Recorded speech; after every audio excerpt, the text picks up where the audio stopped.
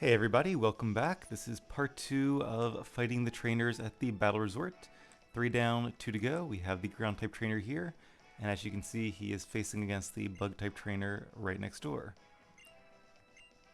So they're sort of scared of each other, is sort of the joke there. And in order to not to face their opponent, they pretend to be busy by facing you. Although I think, honestly, they'd be better off fighting each other, since usually the player character is a tougher opponent.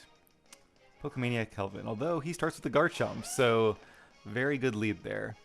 We are starting with Finnick, just because Finnick didn't really get any screen time last episode, so I figured I would give him a chance to shine. He should be good against the ground-type user, less so against the bug, but we'll see how he does. Alright, so we do have some new moves. Woodhammer and Superpower are both evenly effective. Woodhammer does recoil damage, Superpower lowers our attack and defense, so let's go with Woodhammer. Yeah, I'm not surprised that Garchomp is faster. I'm a little surprised to use Crunch, because that's a Dark-type move, so it's not very effective, and it doesn't get Stab. He really should use like a Dragon move, or I guess not a Ground move, but really a Dragon move if he has one. I assume he has Dragon Claw or Dragon Rush or something.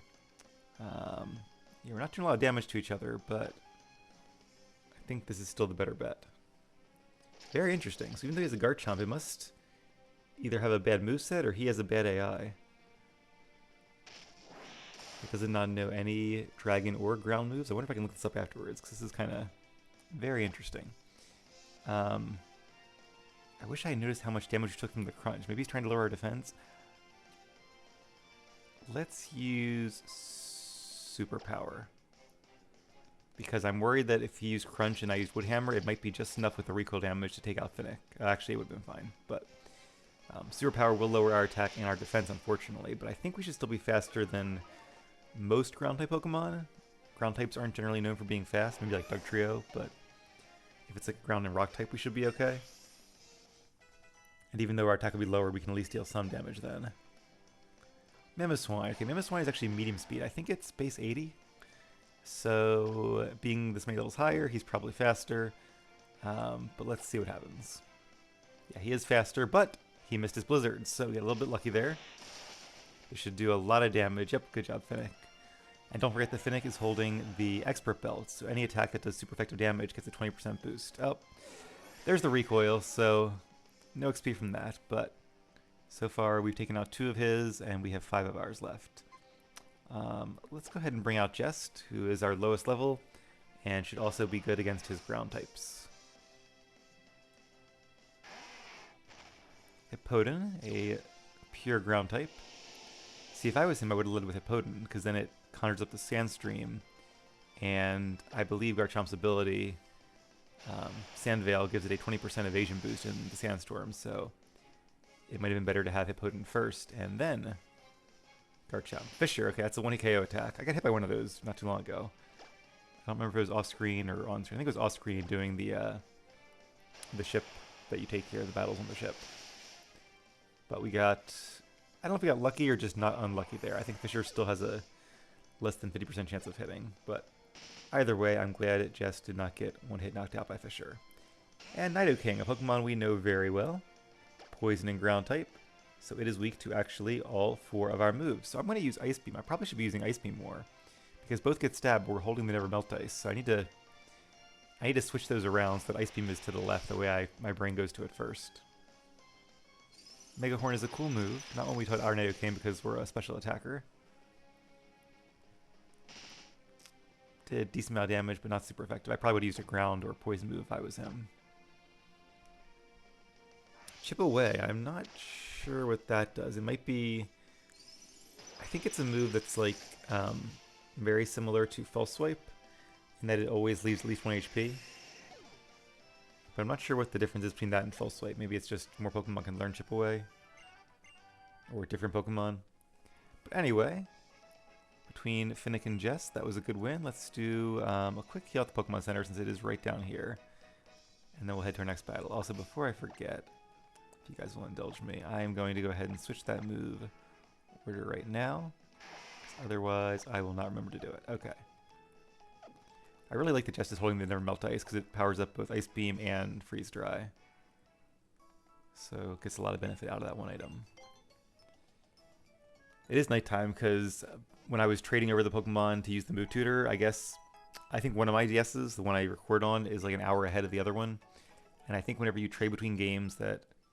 I don't know if it's whenever you trade or just whenever you trade between two games where the time is not the same. It like resets all 24-hour things, so you can't use them until the next day. So it's actually after midnight now. Well, actually after 1 a.m. now, because I had to wait to have it be a full new day so they could fight me again.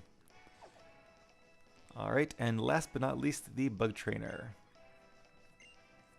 When I first got here, I battled these two just to kind of see what level their Pokemon were at, and to get a little bit more XP so that we were a little closer. But I hadn't battled the other three yet, and I've only battled these two guys once on this version, so most of their Pokemon will still be new to me. Leavanny, a Gen 5 Grass and Bug type, not great. I was thinking we'd have a pretty neutral matchup against his bugs with a Water-Ice type, but apparently not.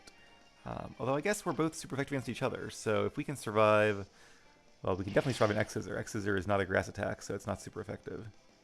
Did get a crit, though. Maybe this Leavanny doesn't have any good grass attacks. Alright, so as long as X-Scissor doesn't crit again, we should be okay. It's going to be close, though. Entrainment. I don't know what that does. Oh, it changes Water Absorb to Swarm. Leavanny's ability, which is okay. It's, I'm not sure either ability is going to matter much in this battle. Water Absorb makes us immune to water attacks, which he might have, I guess, if he has like a Crustle or something, but usually it's not too useful because you don't tend to use water attacks against a water type. And Swarm increases the power of bug type moves when your health is low, which of course we don't have any bug type moves. Alright, Pinsir used Superpower. That's that move that Chestnut just used a little bit ago. So, super effective. Alright, who should we send out now? Let's send out... So many good options here. Clever would be good. Let's go ahead and send out Clever. It's probably the smart move. I was thinking about sending out Thrasher just because I really like using Thrasher, but we'll save him for maybe the next battle. And actually, the next battle is going to be the Elite Four again, so we're getting close to the end game here. Only a few more battles left. We've got our rematches against the Pokemon League, and then one more really tough, really high-level final battle. I won't spoil who it is, although you guys can probably guess, and if you're watching this a while after I post, you could always just fast forward. Alright, Sizer. So this is exactly the reason that we have Heat Wave. Obviously, Sizer would be neutral to Hurricane and resist Hyper Beam, being Bug and Steel type, but Heat Wave is 4 times super effective against Sizer and Forretress and Ferrothorn, so it has pretty good coverage. It's basically coverage against Steel types, which are one of the 2 types that resist Normal and Flying. We still don't have anything against Rock types, but, you know, we'll just switch in that case. Alright, and Ninjask is a Bug and Flying type. It is very fast, but not super strong, and we do resist bugs, so I think Clever has this one in the bag. And down goes Ninjask. That was fun.